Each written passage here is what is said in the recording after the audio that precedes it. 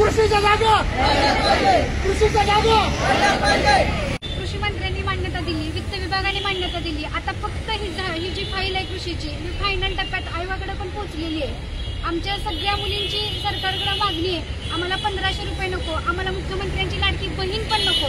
आम्हाला फक्त ह्या 258 जागा येणाऱ्या 25 ऑगस्टच्या पूर्व परीक्षेमध्ये ऍड करा आणि आमच्या आईवडिलांच्या कष्टाला, आमच्या मेहनतीला फक्त न्याय द्या.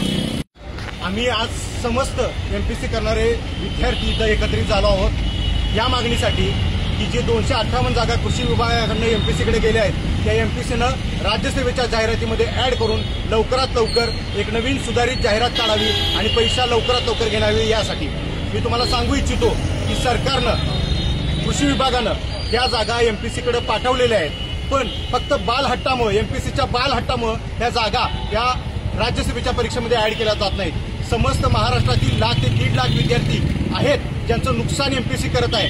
गेली 2 वर्ष ऍड आलेली नाही.